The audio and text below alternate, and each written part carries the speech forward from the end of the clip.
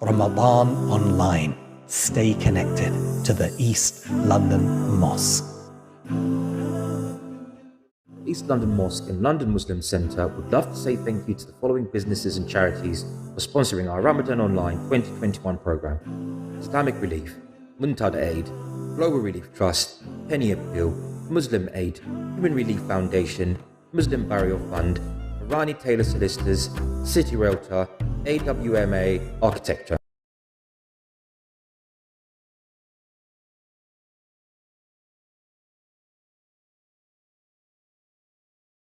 Assalamu alaikum wa rahmatullahi wa barakatuh. Ramadan Mubarak, Ramadan Kareem.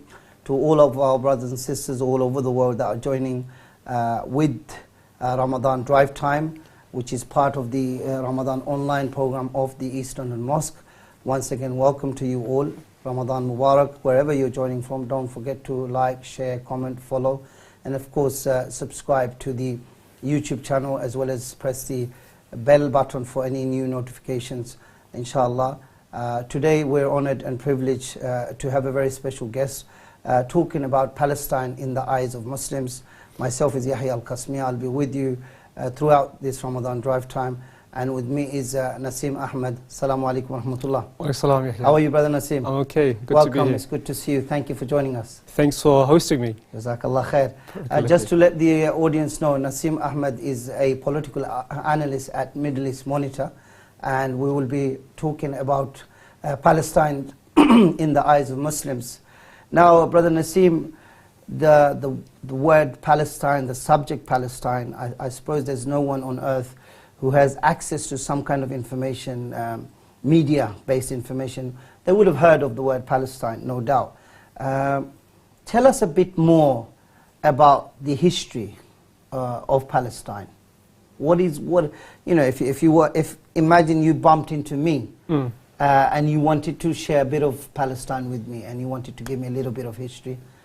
Can you give us a bit of history? Well, the history of Palestine stretches back many centuries. It's an ancient land made up of ancient people.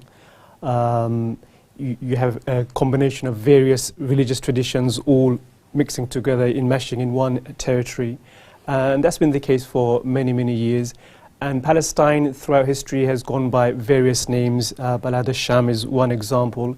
The people were known as Canaanites at one time, many thousands of years ago. Of course, indigenous communities were the Muslims, Christians, and also Jews. Jewish communities were indigenous to Palestine. So this is like background to historic Palestine. And so the word Palestine or Philistine, if you like, it's quite old. It's not very recent. It's gone back hundreds, if not thousands of years, if you like. Of course, I mean, what you alluded to is a tendency within the Israeli narrative that Palestine is something that's made up, it's fabricated, it's a modern phenomenon, the idea of Palestine. The nationalism and identity of Palestine is something modern, post-Second World War, they will say, First World War, sorry. But that's not the case. Palestine as a country, as a sense of identity, nationhood exists. With the flag. With the flag existed prior to the Balfour Declaration. During the British Mandate, you had the Palestinian flag, Palestinian passport, Palestinian football team. If you can go on YouTube, watch a match between Palestine and another country. This is prior to the creation of the State of Israel. So many famous Palestinian newspapers. So Palestine is a country, has consciousness at least of a country was around for many years, and as people, many millenniums, if not So that's what I would say initially. If you want to speak more about how Muslims see it, Muslims see the land as a territory of the prophets. We have many prophets who stepped on that land. It's a holy land, and from a Quranic perspective, we know, for example, Allah speaks about the children of Israel being granted the Ardul Muqaddisa, the holy land, for the Bani Israel, children of Israel. So that's one reference we have in the Qur'an. And also within the Quran, we have reference to, Surah Isra al-Mi'raj, where Rasulullah sallallahu alaihi wasallam, the famous story where he's taken from Mecca to Baytul Maqdis. So that's another reference to the holy territory. Although Palestine is not mentioned, the territory is mentioned, the holy masjid, the holy land. So that's all mentioned in the Quran. And of course, we have various references in the hadith literature about Palestine as well. In that, I mean, the thing is, one of the things you mentioned was that historically, the idea of being the Holy Land, it's I suppose it's holy for who? Just for Muslims, or holy for those who, I suppose, the faiths that have the origin of the oneness of God, those who believe in one God. That's right. It's holy for, as we know, the Jewish tradition, the Christians and the Muslims. And that's, of course, because we all follow the Abrahamic religion. We all follow the same prophets. But what we Muslims do is we make an additional claim. We say that we believe in Abraham, we believe in Moses, we believe in Jesus, all the prophets from the Old and the New Testaments, but also believe Muhammad sallallahu alaihi wasallam is the final and the last messenger. And he himself said in one narration that, I am a continuation of the previous prophets, and I am but just another brick on the foundation of, Abrahamic tradition. So we make that additional claim. And we feel, from our point of view, that we are the final inheritors of the Abrahamic tradition. So our tradition, of course, includes Mecca as a holy land, Medina as a holy land, and also Jerusalem as a holy land as well, because it's all part of the same narrative which we have inherited from Ibrahim alayhi salam all the way down to Prophet sallallahu alaihi wasallam. So if you take the Islamic geography of historic geography, or historic, what shall I say, holy geography, if you want to put it that way, this whole territory is a territory of the Abrahamic faith. So from that point of view, of course, we see in a different way to the Jewish tradition. The Jewish tradition, they stop at David and Solomon, and they will hark back to Solomon and claim this as the territory of the Jewish tradition, Jewish people. And for Christians, of course, it's holy because it's the birthplace of Jesus, and it's also where he was crucified. So it has an added, significance. What's interesting, though, in the Quran, of course, speaks specifically about Palestine being granted, the Holy Land being granted to the children of Israel. In Surah 5, I think, in 27, it speaks about, and God told the Bani Israel to go to the Holy Land. And the famous story where they refused to go in. They refused to go in because they're afraid of the rulers there. So some of the Zionists, actually, they've picked up on the Quranic tradition and say, look, even in your Quran says Palestine, the Holy Land, was given to the children of Israel. And you have a movement within Zionism, and also some Muslims actually subscribe to this idea that, yes, even the Quran makes that claim that God gave the Holy Land to the children of Israel, which is quite a ridiculous claim to make. The children of Israel of the time of Moses, Musa alayhi salam, is not the national Zionist movement of our time. It's a completely different idea and a movement. And many of the people within the Zionist movement are also non-believers. They don't believe in Moses. They don't believe in the Abrahamic tradition. They're actually atheists. So, but they actually make that claim, and it's not something many Muslims would be aware of. But you'll see that this trend among some Muslims, people who subscribe to the idea that Zionism is actually included within the Quran. It's quite a strange reading, but that's some shifts and development I just wanted to share on that. I think one of the when it comes to Muslim significance as well, we know that Muslims pray 5 times a day towards the direction of the Qibla, although it's not the direction towards Mecca, which is the Qibla. And we know that before the Prophet ﷺ was directed towards Mecca, Al-Mukarramah, the Kaaba in particular, the direction of the Qibla was Baytul Maqdis, was Al-Aqsa. So in I suppose, any history that came afterwards for Islam and Muslims, is as significant, but I suppose that the whole sense of Qibla being, that was the way that Muslims would be submitting to Allah on a practical day-to-day basis, I suppose adds even a bigger layer of significance in our faith and the value that we hold to that as Muslims. Now it's interesting that, I want to come back actually. Sometimes I suppose the current discussion over Palestine, Israel, Zionism and so on, sometimes I get confused as to how holy and religious the Zionist cause is. Is it really that religious, or is it not? I mean, I'm not sure. I mean, I get the impression that it's a very religious one, and then I feel like, hang on, can it be so religious if it is so full of lots of, I suppose, lots of struggles and lots of strifes and lots of, the discussion of justice and injustice comes so quickly, and any religious cause in itself must have some sense of justice inbuilt within it. So, what I'm really asking is, how religious is the idea of Zionism? Yeah. Is it a religious thing, or is it more than that? I don't know. I mean, I'm not sure how many of the audience actually know. And what is the discussion on that? Well, the modern manifestation of Zionism does not have a religious root. It's a very secular, has very secular origins in Europe, and it's really a result of European anti-Semitism. But within Zionism, you have various trends. Historically, of course, Jews had the aspiration that that is Holy Land, is significant for us, but it does not mean that they had to create a nation state. The idea of nation state came about in the 19th century, and Jewish leaders within Europe campaigned. They realized they wanted a nation state, but they were actually very much a minority.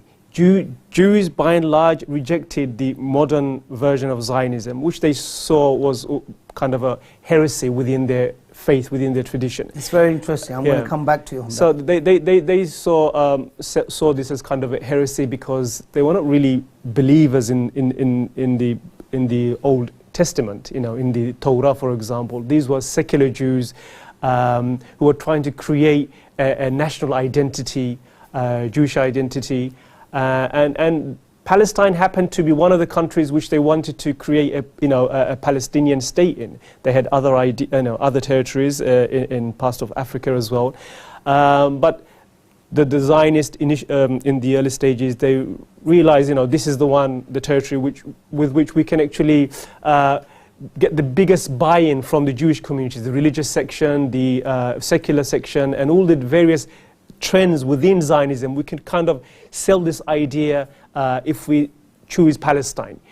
For the religious, Jewish people, Palestine, as I said, had a significance, but the idea of creating a state is not something that came into their mind. That's something that was born within Europe. I've, as a young person being brought up in this part of the world, I've met members of the Jewish community. Some will describe them as Orthodox or Ashkenazi, That's right, yeah. Some of them, I was quite shocked actually.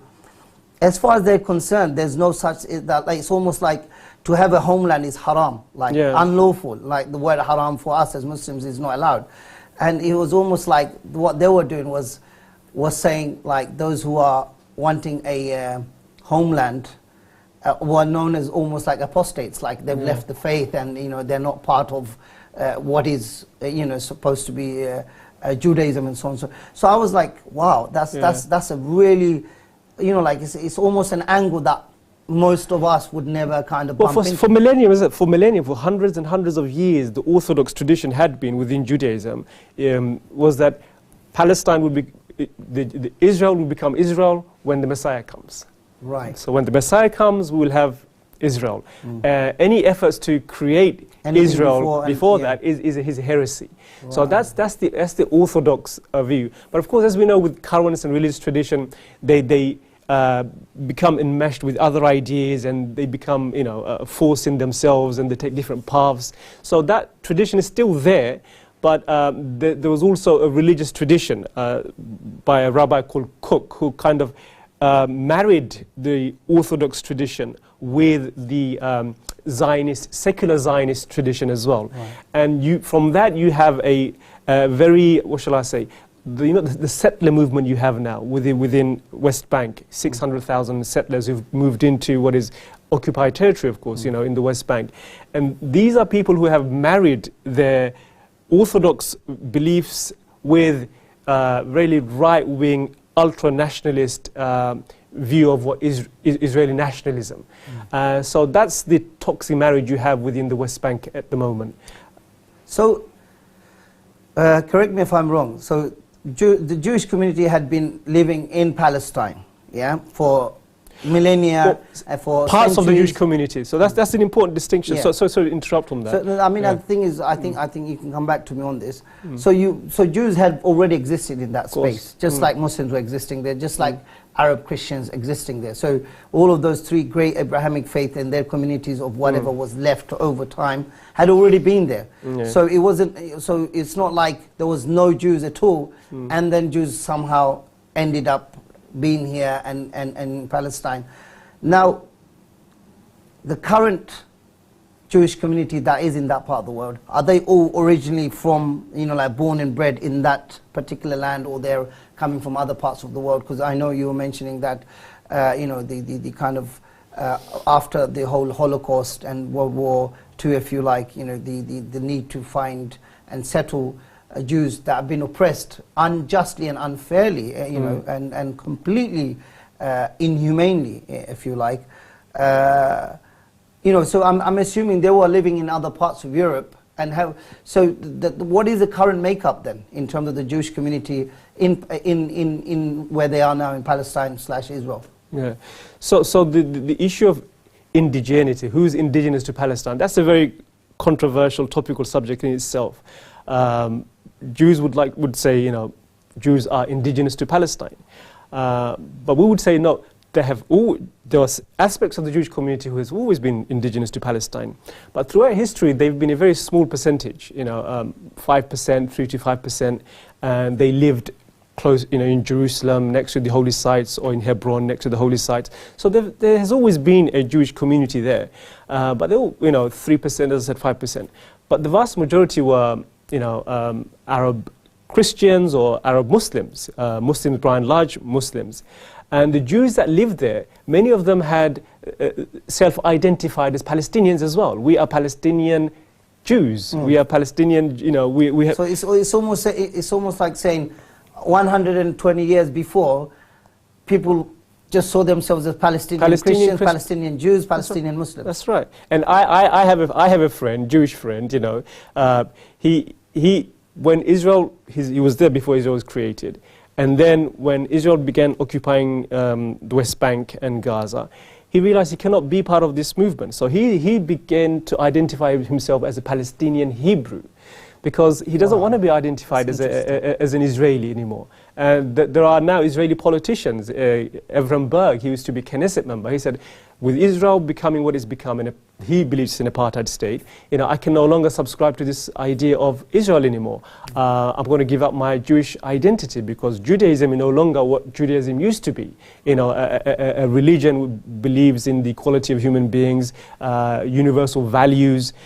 So he believes that Israel has surrendered those ideals for ethno-nationalism. So you have Jews who actually now don't want to be identified as Israelis. And as I said, Palestinians traditionally would have identified, Jews living in Palestine, those who were indigenous to Palestine, would have identified as Palestinian Jews. And that wouldn't have been a contradiction whatsoever. Palestinian Jews, Muslim Jews, Christian Jews. And which is why Palestine, before the Balfour Declaration, before the policy to create a homeland for Palestine in 1917, a policy which Britain advocated, the birth of the modern conflict, which we can say, the Palestinians wanted their homeland, a national self-determination for their country, like all the other countries, which would have included the indigenous Jewish community, indigenous Christian community, and the indigenous Palestinian community. So that was the vision which Palestine was kind of, moving towards, until, of course, the interruption from Western colonization and imperialism. So the current population makeup then, is there migration still taking place? How does it work? Like, are people from Europe still migrating with their Jewish identity to, let's say, to a place like Israel? Or whoever has been there, they just, over time the population is increasing. Okay, so what is the dynamic? How does that work? So if we think of historic Palestine, which includes, of course, Israel, West Bank, Gaza, the current population is 12 million. Within Israel, 6 million are Jews, 5 million Jews, 1.23 million, Palestinian. Within the West Bank, you've got something like 2.5 million Palestinians, which includes Christians and Muslims. And in Gaza, you have another 2 million. So altogether, it comes to about 12 million. So in Israel, 70% of Israeli Jews, you can say, were born there now.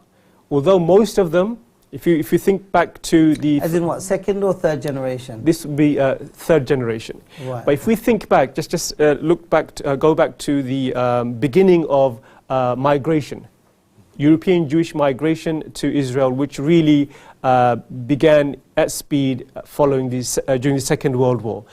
You have all the pogroms in Europe, Holocaust, and Jews start moving into... But before that, of course, within the Jewish tradition, there was this idea of aliyah, a religious migration, hijrah, you can say. So Jews would make hijrah. Just like Christians from different parts of the Christian overall world do, they still go for pilgrimage and things like that to Bethlehem and so on and so forth. That's right, and Jews from all over the world would go to Palestine. Many would settle down, but this started to gain momentum in the after the First World War, creation of Zionism and the desire to create a national homeland, and of course during the Second World War.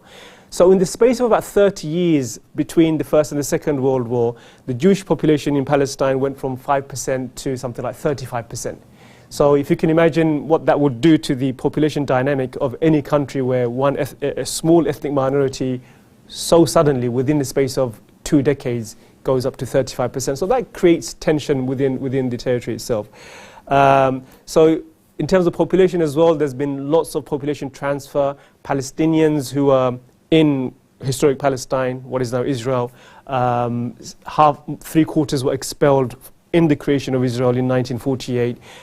Many of them are now in refugee camps in historic Palestine, also in Syria, Lebanon, and all other parts of the world. Is this described as the Nakba? Yeah, that's the Nakba, the 1948 expulsion of Palestinians. The catastrophe. The catastrophe. And that has now led to 5 million Palestinian refugees in the Middle East and all around the world. So the Palestinian population globally is also 12 million. If you include the refugees and the 6 million who are in West Bank and Gaza and Israel, and the refugees, they also make up 12 million. It's quite a coincidence, 12 million Palestinians, 12 million Jews around the world as well. So Jews, 6 million are in Israel, and the remaining 6 million mainly in the US and other parts of the world. So it's quite a mirror, I think. So that's the case with population. But as you know, in Israel, they have this law called Nationality Law, which means that Jews from anywhere around the world become automatic citizens. So what that would mean is that if you're a British person born here, just because you're a Jew, you could go to Israel now and you'll have a Jewish passport, Jewish citizenship, Israeli passport, whereas Palestinians living next door, they would not be allowed, granted that right. So you could, in effect, if you're a Jew now, if you wanted to convert to Judaism, you could, if you wanted to, you could buy a property in one of the settlements. You'd have government support to buy property in one of the settlements in Israel, because it's a weird situation where you don't have any parallel like this in any other in the Muslim world, for example. I, as a Muslim, I would not be granted automatic citizen in Saudi Arabia just because I'm a Muslim. So there's a misunderstanding in the way people understand what Zionism is and what what it means to say Israel is a Jewish state. People sometimes confuse Israel as a Jewish state as, say, for example, Saudi Arabia as a Muslim state. They're very different in the sense that Israel grants citizenship by the mere fact you're a Jew. Saudi Arabia or any Muslim country will not give you citizenship just because you're a Muslim. Right. So in that sense, there is no Muslim state. Of all the 50-odd Muslim countries around the world, there is no Muslim state in the sense that you'll be granted citizenship just because you're a Muslim, out of your faith. Which is why, Israel is an ethno-national state, which would say, people say, privileges religion and ethnicity over civil identity. Well, it's interesting you say that. I mean, I remember watching some news issues over the last few years where I think it was communities from Ethiopia that went under this kind of arrangement and were now like demonstrating because they were being discriminated and so on and so forth. Now, if you're saying that anyone who's a Jew could go and get that citizenship, it seemed like, I don't know, I mean, I felt that maybe they weren't given citizenship. There were probably more other conditions and criteria under which someone can get that citizenship. There was a lot of... No, I mean, really, the people who are in charge, the gatekeepers, so to speak, are the rabbis. There's a committee of rabbis who decide whether you're a Jew or not. Right, okay. So, if you can prove to them that you're a Jew, which basically means that you have a mother who was a Jew, one of the grandmother who was a Jew, you're automatically, or you converted to Judaism, they'll grant you citizenship automatically. Right. But there are sections within Judaism who are not recognized as part of the Jewish umbrella, broad umbrella. So if the rabbis aren't convinced that you are, if they think you're a murtad, you're not part of the Jewish religion, even though you believe you identify as a Jew, then you probably won't get that citizenship. So they're the main gatekeepers. They're the main gatekeepers. So in a sense, it would be like a Muslim country where the gatekeepers of citizenship was a group of religious clergy. So that's the scenario you have. Right. What is the current situation in terms of with the overall Palestinian people? We know that this whole our discussion, I suppose, is probably around 100+ years old now overall, with the modern, if you like, the modern state, the post-colonial reality that we will find ourselves in different parts of the world in different shapes and forms. Now, what is the situation? I know we mentioned slightly about the Nakba, the whole catastrophe, which was around the mass migration of Palestinians from Palestine, if you like, to different neighboring countries, and then I suppose if you stretch to other parts of the world, including the UK and America and other places. For those who are in Palestine now, what are the main issues that they are actually talking about or concerned about? Well, for most Palestinians, it's survival, really. I mean, if you think about people in Gaza, they're living in an, I think Cameron once mentioned, open-air prison. That's the situation they're in. The thing is, Gaza is Gaza the whole of Palestine? No. So I'm going to get to this. So we can't look at the different populations as a single unit, because Palestine has been broken up into different enclaves and Bantustans. So Palestinians in West Bank enjoy a better life than Palestinians in Gaza, for example. And within the West Bank, Palestinians in Jerusalem, 300,000, would enjoy a better life than Palestinians, say, in Hebron or Ramallah or any other rural areas. So it depends where you live. But overall, though, the big picture is that, I should basically say that there was a human rights organization called B'Tselem. It's an Israeli human rights organization, one of the biggest in Israel. In January, they published a position paper on Israel and its occupation. And they basically reached the conclusion that, whole of historic Palestine is really an apartheid state now.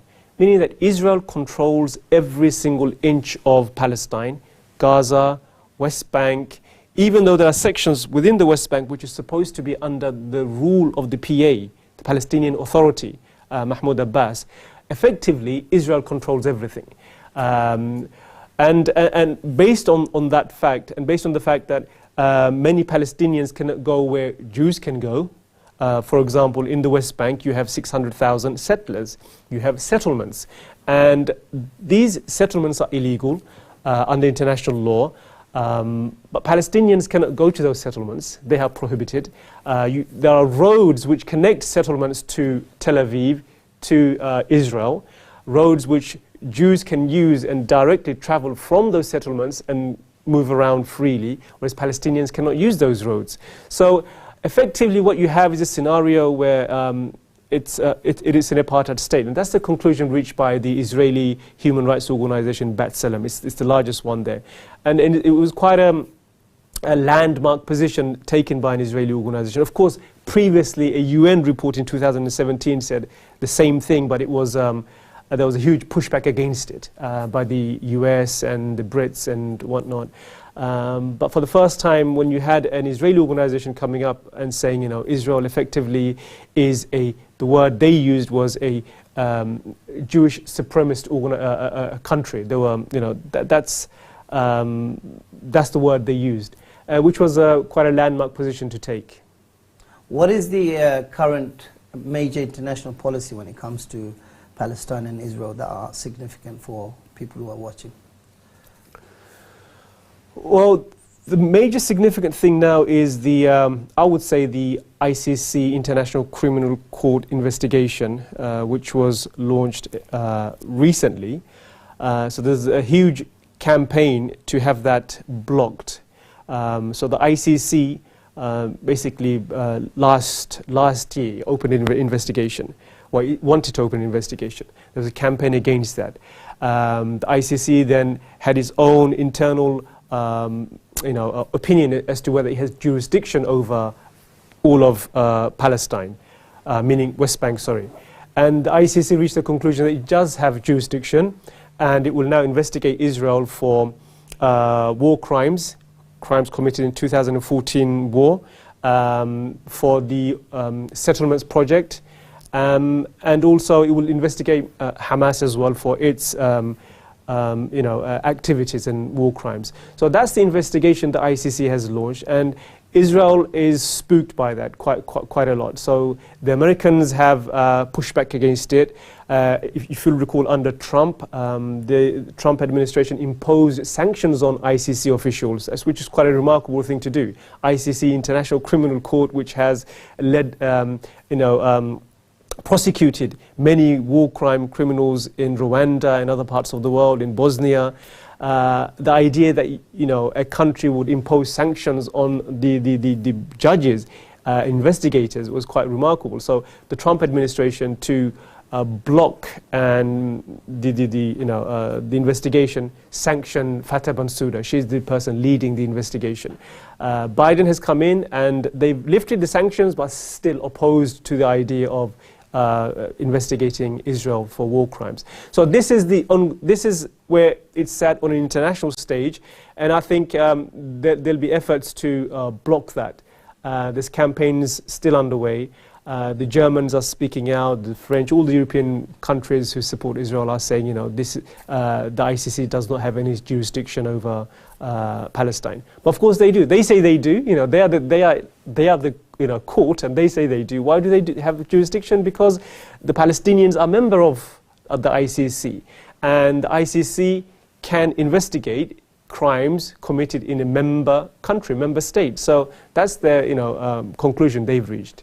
It's interesting that we know that during the Trump era, there was a decision to move the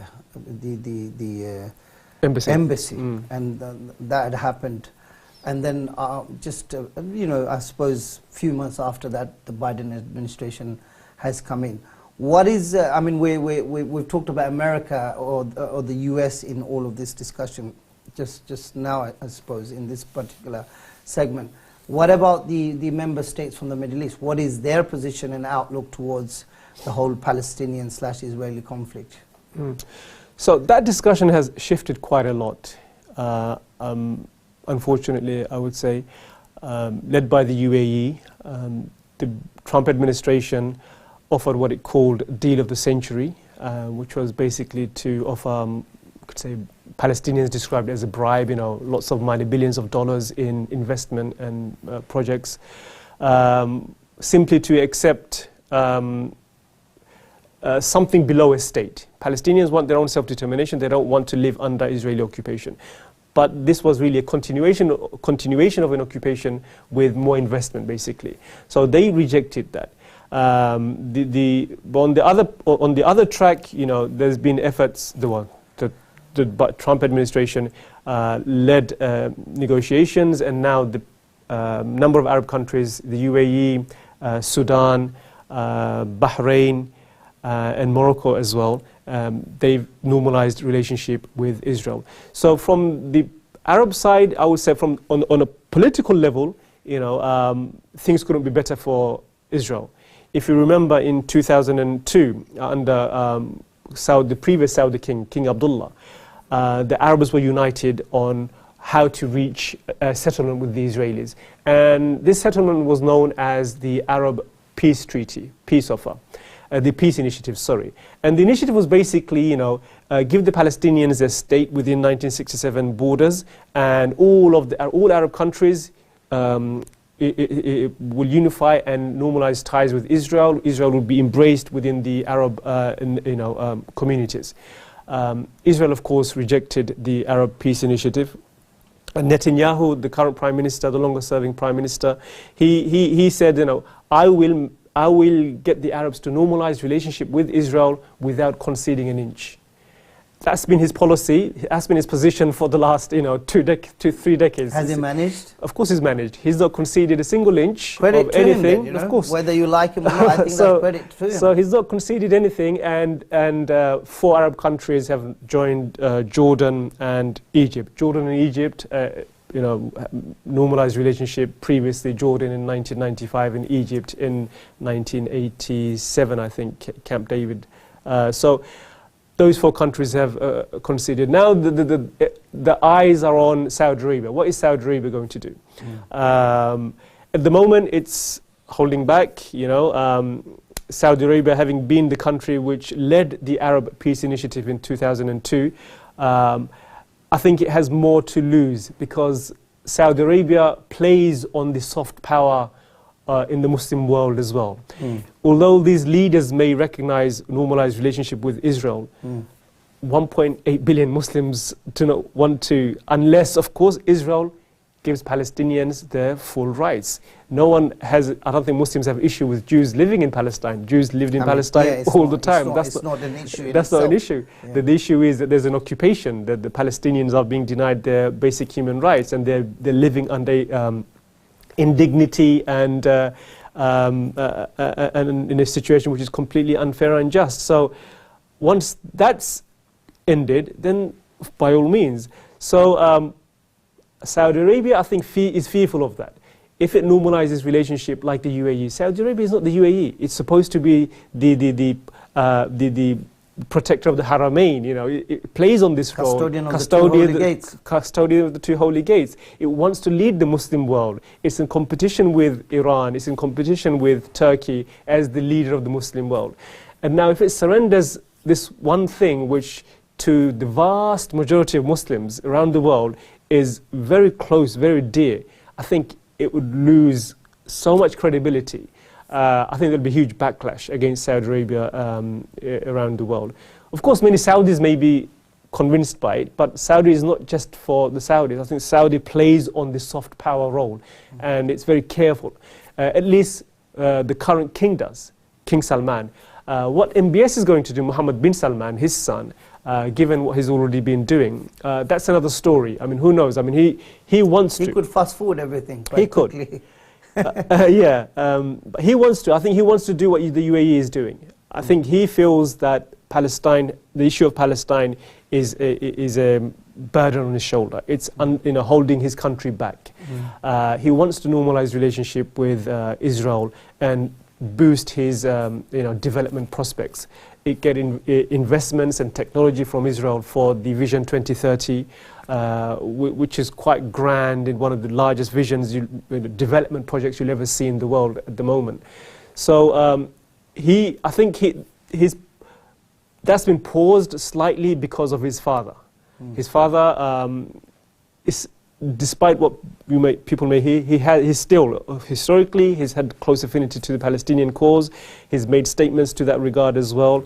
And he doesn't want to be the king who kind of surrendered the issue. So once he passes away, I mean, he's 80-something, so if he passes away, who knows what the next Saudi... It could be just about time then. Yeah, could be, who knows. Right, it's very interesting that we've talked about the discussion about the Middle East through a lot of Middle East eyes, whether it's the Israelis or Palestinians or Arabs for that matter. I mean, listening to you, I suddenly remember that Bangladesh, which is probably the 4th largest Muslim populated country in the world, they had a very historical position on the whole Palestine. Can you tell us a little bit? Because I remember about the whole passport thing. I'm not sure if it still exists, but they had this very profound position actually. Yeah. Did you know there was a Bangladeshi pilot? Yes, I forgot his name. Captain Azzam. Yeah, he fought in the 90s. I was honored to find out the history only 2 years ago. I said to myself kind of, wow, I said to myself, you know, this is not about him being Muslim, it's not about him being Bangladeshi, it's about him making history in aviation. That was what just took me by, you know, I was gobsmacked that this guy had, I think he passed away a year and a half or 2 years ago. That's right. You know, I hope that when I go to Bangladesh, I would like to do ziyarah out of just that regard that, you know, a human being like that was able to do so much. But yeah, so I remember something about the Bangladeshi passport. Can you tell us what that Bangladesh, is? Officially Bangladesh doesn't recognize Israel. It's not recognized, you know, so if you were to get your passport stamped, you'd have difficulties going into Bangladesh, I presume. But the bigger picture really though is, why is many of these countries which do not recognize Israel historically had really bad, you know, poor, tight relationship with Israel, including India. India was a very strong supporter of the Palestinian cause. If you think about the history of India, you know, anti-imperial, you know, movement under Gandhi.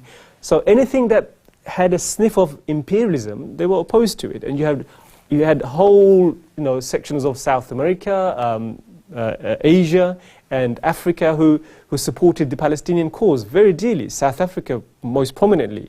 Mandela, for example, when he was released, you know, he said, our freedom will not be complete until the freedom of Palestinians gain their freedom. So the Palestinian movement was huge, you know, in terms of significance within all these anti-imperialist nations or nations that were formed after the Second World War, let's say. And that's a lot. But many of these countries are now, India especially under Modi. The game is changing, yeah. I mean, the current Indian administration, I suppose, is probably the biggest ally when it comes to Middle East politics from this part of the world. That's right. Modi is the biggest ally, not just to Israel, to the UAE as well. And unfortunately, Bangladesh is also doing deals under the surface. You know, there was a recent Al Jazeera documentary which exposed how spyware technology, Israeli spyware technology, is being sold to the Bangladeshi military. So that was exposed, even though Bangladesh has no official, recognition with Israel. But why is that happening? It's happening partly because, whether we like it or not, Israel is really supreme when it comes to spyware technology. Weapons which are very sophisticated and refined to control a population. So there's an interesting book called by an Israeli author called War Against the People. So he basically looks at why Israel has become acceptable to countries which historically had a very poor relationship with the country. And what he puts it down to is the fact that Israeli technology is now invaluable to all the dictators, all the autocrats around the world. Every single autocrat you go to around the world, whether it be in Latin America, whether it be in Africa, or in Bangladesh, they all more or less have contracts with Israeli technology firms, spyware firms. One notorious one is the NSO group. So the NSO group, their spyware was used to hack phones of Saudi dissidents, for example. Saudi Arabia uses their spyware to spy on their dissidents. In Africa recently, Amnesty raised a complaint and also brought this legal action against NSO, saying that your spyware is being used to hack into the phones of human rights groups, which are being tracked by governments and endangering their lives. So the USA, there's a criminal case now there's a lawsuit in the USA against NSO as well, because it targeted a number of human rights groups around the world. So Israeli technology, let's be honest, it's become invaluable to many of these regimes. They need it to stay in power. They need it to spy on their population, and many need Israeli arms to really stay in power. And you have a situation around the world where people are rising up. We saw that with the Arab Spring. All over the world, there's a huge inequality gap. There's alienation from the popular, alienation against the ruling elites. We have our own version with Brexit. So throughout the world, there's a general animosity and hostility, and in that you need technologies, you need ways to manage people, spy on people. China is one of the best at that. China does that the most effectively in China, but Chinese technology is not being imported as freely, but the Israeli technology is being imported quite freely. Even Bangladesh does that. As I said, Saudi Arabia, the UAE, many of the Arab regimes actually buy into that technology. Although, to be honest with you, for me, I think credit to Israel that they were able to use their research and their science to such a sophisticated level that they have a niche. I mean, I would be happy if Bangladesh or Britain did that in that context. I'm not talking about how it's been used. So to be able to be a very small state, but to become a very sophisticated state, on which many other states and its players depend on. Credit to Israel, in that context. I mean, and they understand that. I mean, Israel realizes it's a strong country, it's a powerful country, and it's something which they take pride in. And I think it's in many ways you can say it is a miracle in how a small country like Israel punches above its weight and has so much influence. Many countries would love to be in that position. I think UAE wants to be in that position. Saudi Arabia wants to be in that position. But that said, I was listening to the Israeli ambassador to the US, and he was basically speaking on those terms and praising how Israel has managed to, against all odds, become this amazing, powerful country, and there really isn't any threat to Israel. Palestinians don't really pose a threat to Israel. No Arab countries pose a threat to Israel. If anything, Arabs have normalized relationship with Israel. So Israel really doesn't have any threat. The only threat it has, this is quite an important point he made, is the moral threat. He's saying Israel is becoming a country where might is right. Whereas historically, Jews have always been for universal values, human rights. But the fact that you're stronger than someone else doesn't mean you are right. There are universal principles. Many of the leaders of the civil rights movements were Jews. Many of the people who drafted the Universal Declaration of Human Rights, the UN declarations, they were Jews. So Jews have really been at the forefront of the global, you can say, human rights movement in establishing this idea of a rules-based system around the world, granting human rights. And that comes from a very strong moral and ethical foundation. But what you have now in Israel is a state that violates many of those rules, a state where might is right. So Israel is a country which is in violation more human rights than any other country. But it can get away with it. It doesn't see that as a problem because there really isn't any consequence. The US will always have Israel's back. So the only real threat to Israel is, in the long term, I see at the moment, is the moral, the moral threat. And this moral threat is causing divisions within Jewish communities in the US. Many liberal Jews who supported Israel previously no longer see Israel as something that they can support. It's compromised their liberal universal values. So prominent Jews like Peter Beinart, they've basically said, I don't believe in a state of Israel anymore. I want one single state, secular democratic state. So he's given up on the idea of a Jewish state because of that very idea. They cannot reconcile the idea of Israel with what's happening now within Israel. So yes, Israel is a strong, powerful state, but there's a moral bankruptcy there, which is, as the Israelis, many Israelis will recognize, is a threat to their future. So because many Jews are now turning their backs in the US, liberal Jews are turning their backs on Israel. So if the current trend continues, I think this tension will get even more severe.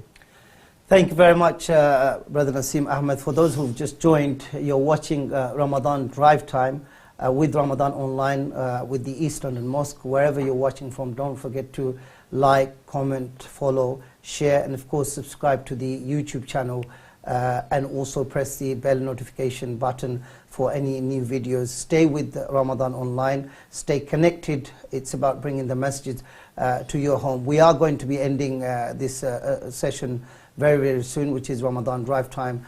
We have with us Nasim Ahmed, who is a political analyst at Middle East Monitor, and we've been talking about Palestine through the eyes of Muslims. Just before we finish, now we talked a lot of things that are perhaps global, international, a lot of things out of our immediate reach. As a person here, as a citizen in the UK, what can I and Muslims who are watching right now, wherever they live, do to perhaps add value to the discussion of the plight of the Palestinians and the current Israeli/Palestine conflict? What could they be practically doing to add more value to, I would say, for freedom, for peace, for justice? Well, the first thing they can do is I think that there is a lack of knowledge on the issue, and also how to deal with the issue and how to speak about the issue in a way which is, especially in this current climate, which is kind of acceptable. We don't want to be seen as people who turn this into a religious conflict. We want to have a way of speaking about Palestine which tries to protect, I think, see the rights of everyone who lives in Palestine. We don't want to be seen as someone who's extreme. But generally, I think Muslims need to see the importance of Palestine, not just because of their faith. Our faith, of course, informs us. So we need to use that to be active, in the way we protect Palestinian rights and speak about Palestinians. So you see the contrast in the many Jewish communities where the connection with Israel is very strong. And you see that, in all aspects, many aspects of their life. They'll be campaigning, whether it be on social media, whether it be just leaving a comment on a blog. They're very active. They get their voices heard.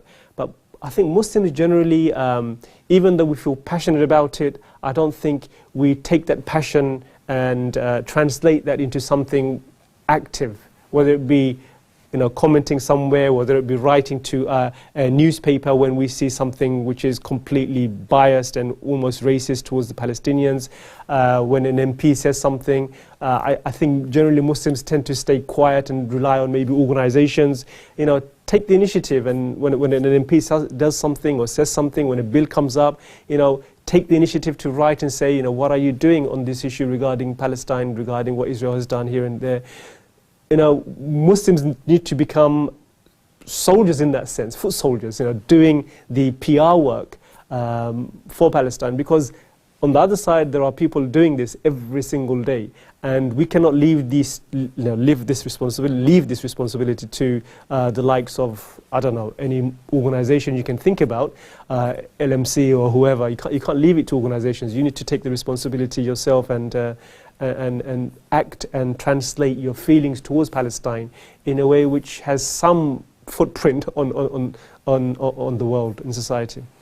Brother Nasim Ahmed, Jazakallah khair. Thank you very much on behalf of Ramadan Drive Time and Ramadan Online with the Eastern Mosque. Thank you for joining us in discussing this very important subject. We couldn't necessarily discuss every aspect of this discussion, but I think we've managed to highlight some important areas that will add value to people doing a bit more digging and trying to learn and understand that subject in a more perhaps fair, more just and more responsible way, and to be able to be more proactive in engaging in that discussion and discourse.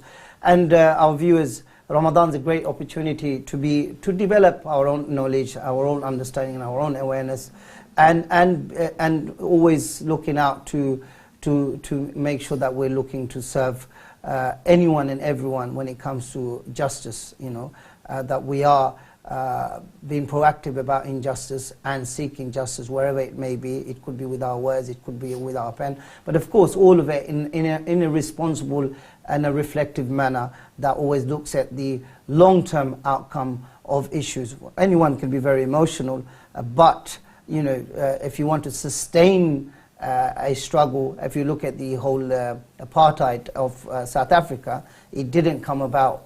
The change didn't come about over a night or a month. It took a lot of time, a lot of effort, a lot of sacrifice. It developed a global kind of moral compass towards what was clearly injustice.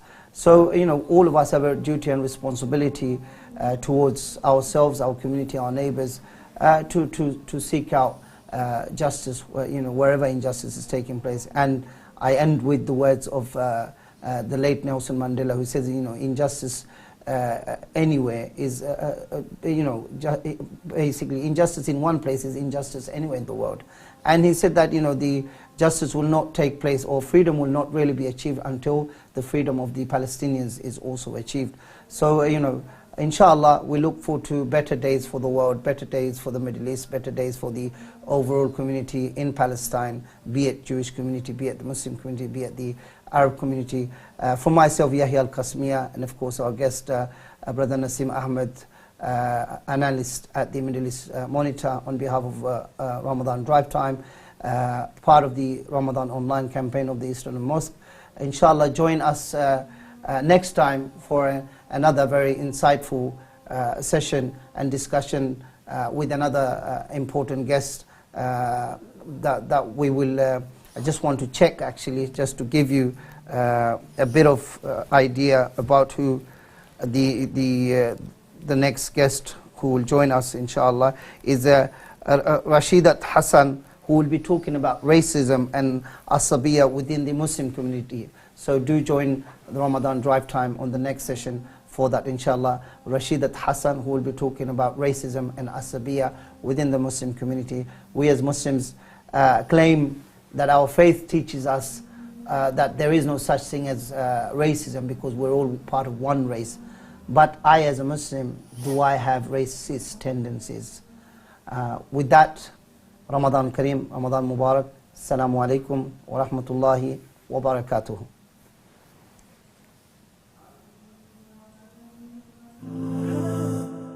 Ramadan Online.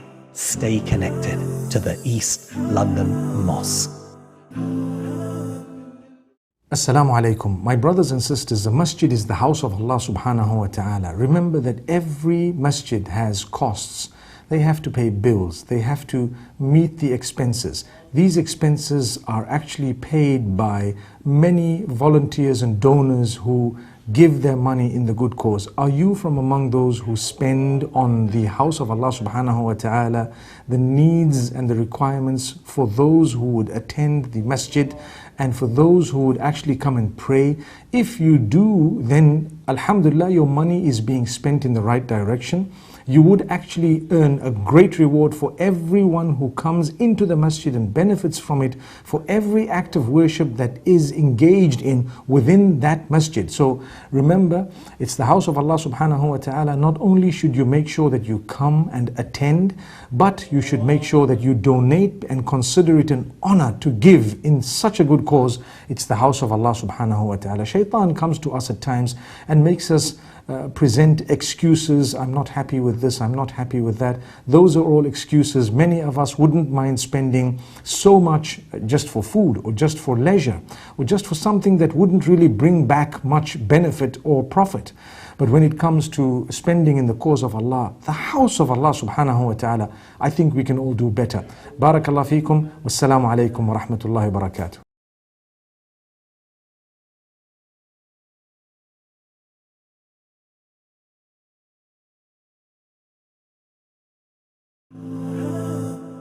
Ramadan Online. Stay connected to the East London Mosque. Assalamu alaikum. My brothers and sisters, the masjid is the house of Allah subhanahu wa ta'ala. Remember that every masjid has